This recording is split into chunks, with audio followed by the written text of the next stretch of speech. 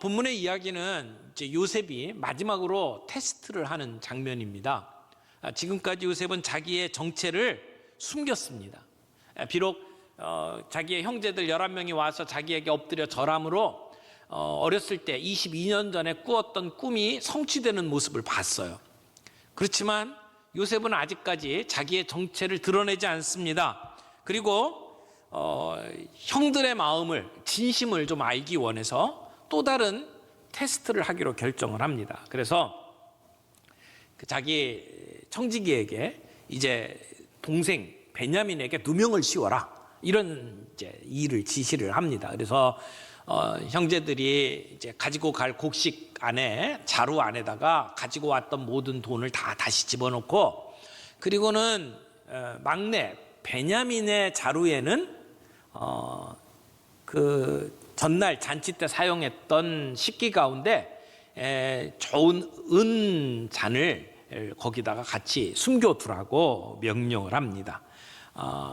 그것을 통해서 베냐민이 참 난처한 처지에 놓여질 때에 형제들이 어떻게 그를 대하는지를 요셉이 보고 싶었던 겁니다. 그래서 형제들을 테스트를 합니다. 베냐민이 도둑으로 몰리는 상황 속에서 형들이 베냐민을 그냥 잡혀가도록 내버려 둘 건지, 자기의 목숨을 구하기 위해서 그저 문제는 베냐민이 일으켰으니까 네가 알아서 처리하라 하고 그리고는 곡식 가지고 떠날 것인지, 아니면 그들이 그 베냐민을 지키기 위해서 목숨을 걸고 노력을 하는 것인지 이 요셉이 보고 싶었던 겁니다. 그래서 그 잔 하나를 베냐민의 자루에다가 집어넣도록 만들죠. 그리고는 쫓아가서 그 잔을 찾도록 만드는 겁니다. 그 잔이 요셉이 점을 칠 때 사용하는 잔이다, 이렇게 이야기를 하죠. 그 당시에는 사람들이 점치는 것들이 일반적인 이제 삶의 한 부분이었던 것 같습니다.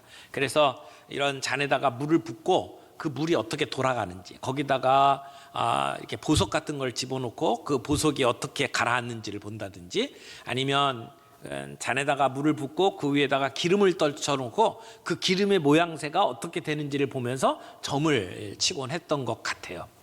사실 뭐 세계 어디서나 그런 모습들은 많이 있죠.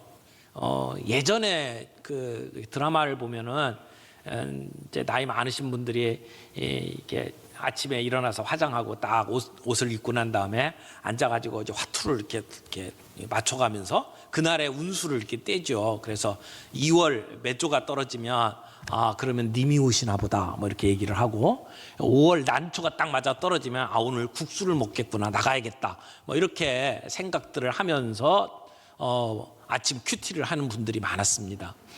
근데 요셉이 정말 점을 쳤을까요? 요셉은 하나님을 믿는 사람이잖아요. 점치는 사람이 아니었을 거예요. 그런데 지금 이 베냐민을 몰아넣기 위해서, 지금 이런 덫의 함정에 가둬놓기 위해서 이렇게 말하도록 만들었을 거라고 생각을 합니다. 왜 이 막내 동생을 이렇게 함정에 몰아넣을까요? 형들의 마음을 테스트하기 위해서. 자, 오늘 이 이야기 속에서 우리가 붙잡을 수 있는 영적인 메시지 3가지를 정리를 합니다. 첫 번째는, 진정한 사랑은 형제와 자신을 동일시하는 것입니다. 이제 아침이 되었습니다. 전날 밤에 만찬을 하고 이제 형들을 보내는 겁니다. 3절 보세요. 아침이 밝을 때에 사람들과 그들의 나귀들을 보내니라. 이제 짐이 나귀에 실렸습니다. 그리고는 그 짐 안에는 그들이 가져갈 수 있는 최대한의 식량이 들어있겠죠. 곡식이 들어있었을 거예요. 그리고는 그들이 가져왔던 모든 돈도 그 자루마다 다 다시 집어넣고요. 그리고 이제 나귀에 이제 실었어요. 그리고 떠납니다. 아마 그때 그 형제들의 마음이 굉장히 기분이 좋았을 거예요. 잘못을 한 사람이 중요한 게 아니라 모두가 하나가 되었습니다. 시몬의 목숨을 구하기 위해서, 지금은 베냐민의 목숨을 구하기 위해서 전체가 하나가 된 모습을 보여주는 겁니다. 여러분 마태복음 22장에 말씀 가운데 가장 중요한 게 뭐라고 그랬어요? 우리의 전 존재를 다해서 하나님을 사랑하라. 그리고 두 번째가 뭐죠? 내 이웃을 내 자신과 같이 사랑하라 라고 하는 말씀이죠. 이웃을, 내 옆에 있는 사람을, 내 가족과 내 공동체에 어려움을 당하고 있는 그 사람을 나 자신과 같이 생각하는 것, 그게 이웃사랑이라고 말씀하셨고, 하나님 사랑, 이웃사랑이 우리 하나님의 백성으로 살아가는 우리 그리스도인들이 살아가야 될 삶의 중요한 가치라고 가르쳐 주셨습니다. 형제들은 내 자루에 은잔이 없어서 다행이다 그렇게 생각하지 않았다는 겁니다. 청지기와 요셉이 은잔이 담겨져 있는 자루 주인만 종으로 남으면 된다라고 했음에도 불구하고 형들 모두가 자진해서 그 성에 남은 겁니다. 그리고 베냐민과 자신을 동일시하는 모습을 보여줍니다. 여기에 진정한 사랑의 모습이 있죠. 진정한 사랑이 뭡니까? 나와 그 사람을 동일시하는 겁니다. 나와 그 사람을 동일시하는 것. 여기에 모습이 저는 컴패션, 이 긍휼의 모습이라고 생각을 합니다. 어려움을 당하는 그 사람이 마치 나인 것처럼 생각하는 그러한 마음, 이게 긍휼의 마음이죠. 오늘 우리 공동체, 우리 가족, 우리 이웃 가운데 정말 어려움을 당해서 우리에게 도움의 손길을 요청하는 그 사람들, 그 사람을 바라보는 눈이 그를 나와 같이 여기는 것, 그것이 성숙한 성도의 모습, 그것이 하나님 나라 백성의 모습이어야 된다라고 가르쳐 주는 겁니다. 이런 위기의 상황 속에 형들이 함께 총리의 집으로 갔고, 거기에서 유다가 모든 가족들을 대표해서 총리 요셉을 설득하게 됩니다. 자칫 총리의 심기를 건드리면 죽을 수밖에 없는 상황 속에서도 유다는 목숨을 걸고 총리 앞에 섭니다. 그리고 간청을 합니다. 이러한 형들의 모습은 요셉이 생각했던 그 이상의 모습이죠. 지금 요셉이 그들의 마음을 알기 위해서, 진심을 알기 위해서 테스트를 하는데, 형들은 진심을 다해서 그러한 변화된 모습을 보여주는 겁니다. 진정한 사랑은 동일시하는 것이다. 두 번째, 여기 진정한 회개의 모습이 나타납니다. 진정한 회개가 뭐냐? 하나님께로 돌이키는 것이다 라고 하는 것을 볼 수가 있습니다. 16절 보겠습니다. 16절부터 이제 유다가 하는 말이 나오는데, 16절에 보면 이렇게 얘기하죠. 유다가 말하되 우리가 내 주께 무슨 말을 하오리까? 무슨 설명을 하오리까? 우리가 어떻게 우리의 정직함을 나타내리까? 하나님이 종들의 죄악을 찾아내셨으니 우리와 이 잔이 발견된 자가 다 내 주의 노예가 되겠나이다. 자, 여기 베냐민의 자루에서 은잔이 나왔어요. 그런데 어떻게 은잔이 그 자루에서 나왔는지 설명할 길이 없어요. 그러니까 유다가 이렇게 얘기를 하는 거예요. 무슨 말을 하리까? 무슨 설명을 하리까? 우리의 정직함, 우리의 결백을 어떻게 증명할 수가 없습니다 라고 이야기를 하는 거죠. 그러나 베냐민으로 인해서 벌어진 이 일에 우리 모두가 책임지겠습니다, 이렇게 유다가 이야기를 합니다. 근데 그 말을 하는 중에 거기 뭐라고 이야기를 했냐면, 하나님이 종들의 죄악을 찾아내셨으니, 하나님이 종들의 죄악을 찾아내셨대요. 이게 무슨 말일까요? 지금 유다가 고백하고 있는 것은 우리가 은잔을 훔쳤는데 그게 발각됐다, 그 얘기가 아니에요. 하나님이 우리의 죄를 지금 찾아내셨다라고 하는 것은 22년 전에 그들이 오랜 세월 동안 그들의 가슴 속에 묻어두었던 그 일들, 그들이 저지른 죄악에 대한 그 일들을 하나님이 지금 밝히신다라고 하는 의미예요. 묻어놓았던 우리의 죄가 드러났다, 이야기를 하고 있는 겁니다. 지금 베냐민이 궁지에 빠졌는데 자기들이 그 궁지 속에서 자기들만 살겠다고 도망할 수 없는 이유가 여기에 있는 겁니다. 지금 일어나는 모든 일들을 보니까 우리가 과거에 저질렀던 그 죄악이 지금 이렇게 폭로된다라고 이야기를 하는 겁니다. 그 얘기는 자기들이 저지른 죄에 대해서 회개하는 마음을 가지고 있다라는 얘기죠. 이제부터는 회개하고 새로운 삶을 살겠습니다라고 하는 고백이 이 말 속에 담겨 있습니다. 그런데 요셉은 계속해서 이야기를 합니다. 너희 형제 모두가 다 종이 될 필요가 없다는 거예요. 은잔이 나온 베냐민만 종이 되면 된다라고 강조합니다. 그렇지만 형들은 그런 가운데에서 동일하게 그렇게 할 수가 없다고 이야기를 하는 겁니다. 여러분, 어떻게 보면 옛날의 형제들이라면 변명거리가 생긴 거 아니겠어요? 우리가 최대한 노력했어요. 우리가 찾아가서 설득을 했는데 이 애굽의 총리가 꿈쩍도 안 합니다. 이렇게 얘기할 수 있잖아요. 그래서 어쩔 수 없이 우리가 왔습니다라고 변명할 수 있어요. 그러나 유다는 자기의 목숨을 걸고 총리에게 베냐민을 돌려보내달라고 요청을 합니다. 그래서 요셉을 설득하고 자비를 구하기 위해서 유다가 유다의 고백처럼 하나님께서 종들의 죄악을 찾아내셨다라고 고백을 하는 거죠.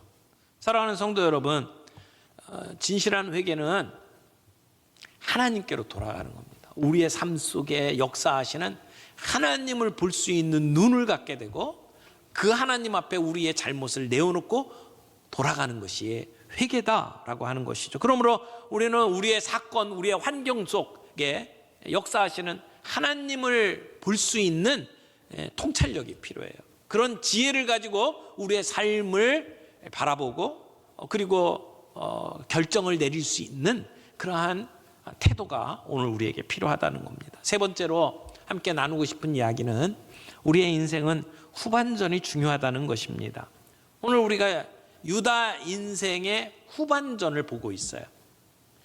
여러분, 창세기는 이제 창세기 12장 이후로 족장의 역사죠. 족장들의 역사예요. 그래서 족장의 역사가 제일 먼저 아브라함부터 시작해서 그 다음에 이삭 잠깐 나오고 그 다음에 야곱의 얘기가 길게 나오고 그리고 난 다음에 우리가 요셉의 이야기로 봅니다. 그런데 요셉의 이야기는 단순히 요셉의 얘기가 아니에요. 중간중간에 유다의 이야기가 끼어 들어가 있어요. 그래서 요셉이 팔릴 때에도 유다 얘기가 나오고요. 그 다음에 유다가 요셉이 이제 종으로 팔리고 난 다음에 아버지에게 그 이야기를 보고한 뒤에 유다가 집을 떠나요. 그리고 그 뒤에 자식을 낳고 살게 되는데 자식이 악해가지고 하나님의 손에 죽임을 당하게 되고 그 일로 인해서 이제 다말이라고 하는 며느리와의 관계에서 일어나는 사건들을 성경에 아주 자세하게 기록을 하고 있죠. 왜 요셉의 이야기 속에 지금 유다 이야기가 계속 등장을 합니까? 그렇게 보면 지금 이 창세기 뒷부분의 이야기는 한쪽은 요셉의 스토리로 진행을 하지만 한쪽은 유다의 이야기가 진행되는 것을 볼 수가 있습니다. 그래서 그 앞에 요셉이 얼마나 엉망진창인 삶을 살았는데 지금 이렇게 변화된 모습으로 대조시켜서 그의 삶을 보여주고 있는 것을 볼 수 있다는 거예요. 여러분, 유다의 삶이 어땠습니까?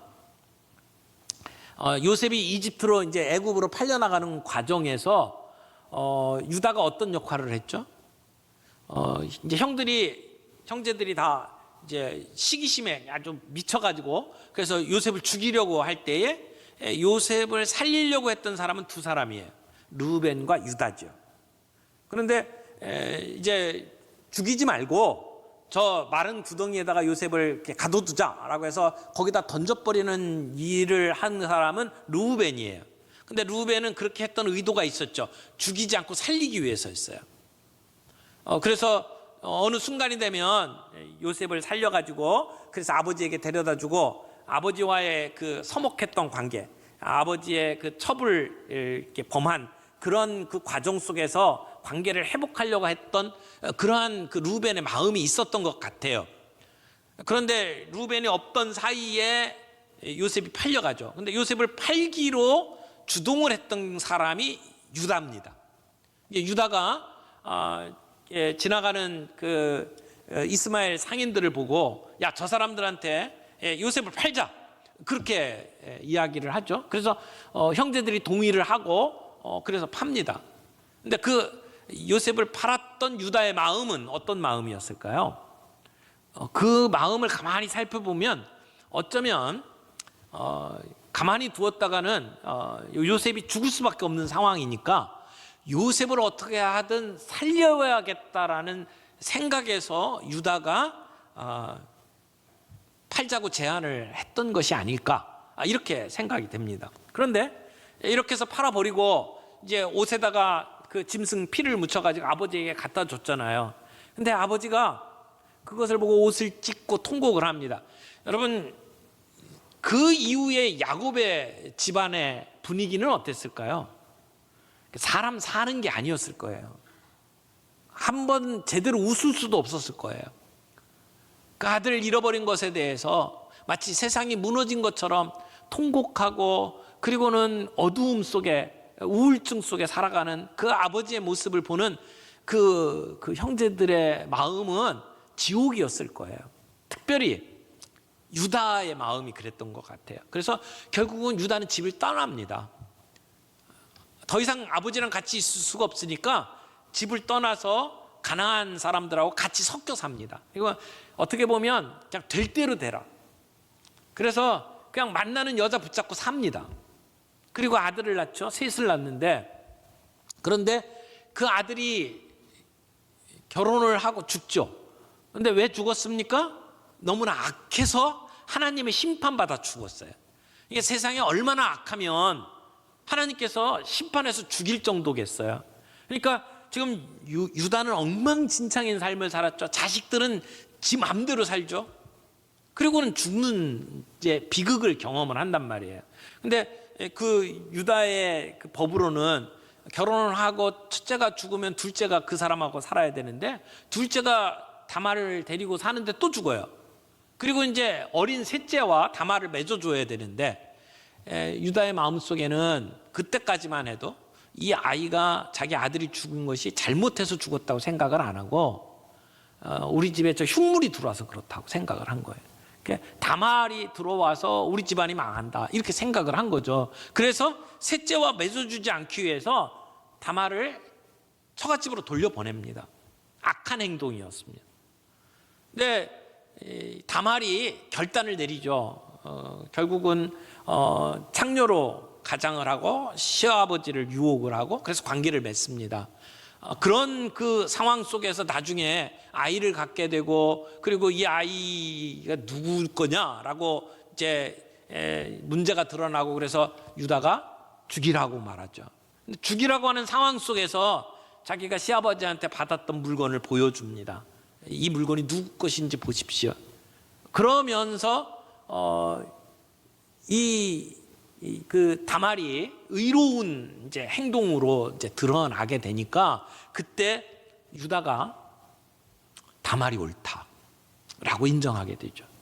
어떻게 보면 유다의 생애 가운데 하프타임이 바로 그 사건이었지 않았을까 싶어요. 그 이후에 유다의 삶이 완전히 바뀝니다. 그리고 이제 베냐민을 데리고 애굽으로 가야 될 상황 속에서 그래도 나이 많은 루벤이 앞장서서 아버지를 설득하려고 하는데 말이 안 통하죠. 설득이 안 됐습니다. 내가 베냐민을 데리고 오지 못하면 우리 자식을 죽이십시오, 이렇게 얘기하는 그 설득이 아버지의 마음을 움직이지 못했어요. 그때 유다가 나서죠. 그리고는 자기를 담보로 베냐민을 지키겠다고 약속을 하고, 그리고 베냐민이 안 가면 아버지와 우리와 그리고 우리의 자식들이 죽습니다 라고 하는 이야기를 하면서 결국 설득을 해내잖아요. 데리고 갑니다. 근데 그 유다의 말이 그냥 허풍이 아니었어요. 아버지를 설득하기 위해서 한 말이 아니었어요. 실제로 지금 베냐민이 위기에 처했을 때에 유다가 앞장을 서잖아요. 자기 목숨을 내놓잖아요. 그리고는 구구절절히 그 요셉의 마음을 움직이면서 우리가 그를 얼마나 사랑하는지, 우리가 아버지를 얼마나 사랑하는지를 설득해내잖아요. 여러분, 유다의 삶은 전반전은 정말 엉망이었는지 몰라요. 형제를 팔아넘기는데 앞장섰고 주도했어요. 아버지의 그 슬픈 모습을 보면서 집을 떠나갔고 지 맘대로 살았어요. 자식 관리 못해가지고 그래서 자식이 악한 모습으로 죽는데 그런 모습들을 그냥 그대로 살아냈던 유다였습니다. 그런데 그의 삶이 바뀌었단 말이에요. 오늘 베냐민을 살리기 위해서, 그 아버지를 실망시키지 않기 위해서 자기의 몸을 내어놓는, 희생의 자리로 내어놓는 이 유다의 모습, 이것은 정말 아름답게 변화된 유다의 모습입니다. 결국은 하나님께서는 22년 동안 애굽에서 요셉을 변화시키고 하나님의 백성을 구원하기 위해서 놀라운 일을 일으키셨어요. 그런데 동시에 그 시간 동안 하나님께서는 가나안 땅에 있는 유다를 변화시킨 겁니다. 유다의 엉망진창인 삶을 멋지고 아름다운 삶으로 바꾸시는 역사를 오늘 창세기가 보여주는 겁니다. 이제는 가족 공동체를 책임질 수 있는 리더의 모습으로 바뀌어 있는 것을 봅니다. 이런 그 유다의 모습은 앞으로 오실 예수님의 모습을 보여주는 그러한 부분이라고 생각해요. 유다가 담보를 걸고 대신해서 내가 종이 되겠다, 대신해서 내가 목숨을 걸겠다라고 하는 것은 이 땅에 우리의 죄를 대신하기 위해서 오신 예수님의 모습을 보여주는 거죠. 여기 대신한다, 담보로 건다, 이것은 예수님의 구속, 대속을 표현하는 말이라고 할 수 있어요. 그래서 실제로 이 야곱의 장자권이 둘로 이렇게 나뉘어서 나타납니다. 이 재산이라든지 이런 그 유산을 이어받는 것은 요셉으로 이어집니다만은, 그러나 하나님 나라의 역사는 유다를 통해서 이어지잖아요.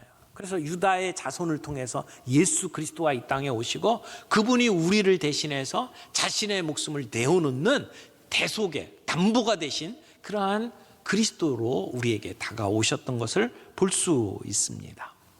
그러므로 유다의 이 웅변은 예수 그리스도의 피가 흐르고 있는 아주 놀라운 메시지입니다.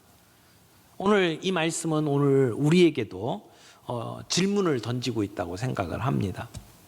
우리 한국교회, 작게 말하면 우리 교회, 좀 더 작게 이야기하면 우리 공동체, 우리 가족, 그 가운데 우리의 도움의 요청을 하고 있는 그 누군가, 그들을 바라볼 때 우리가 그들을 나와 동일하게 동일시할 수 있느냐, 그런 궁휼한 마음으로 그들을 바라보고 있느냐, 그리고 그들의 문제를 해결하기 위해서 내가 담보로 나설 수 있느냐라고 하는 질문을 하고 있는 거죠. 오늘 우리가 그리스도인으로 살아가면서, 오늘 교회가 이 세상 속에 하나님의 백성으로 살아가면서 왜 능력이 없습니까? 왜 그렇게 영향력이 없습니까? 어떻게 보면 유다의 변화된 모습처럼 담보로 자신을 내어놓는 그런 희생의 모습들이 나타나지 않기 때문이 아닐까요?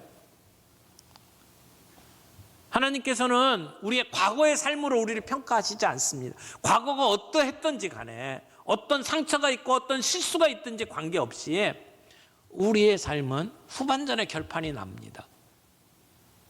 우리의 변화된 모습을 통해서 아름답게 빛날 후반전, 하나님이 우리를 위해서 준비해 놓고 계십니다.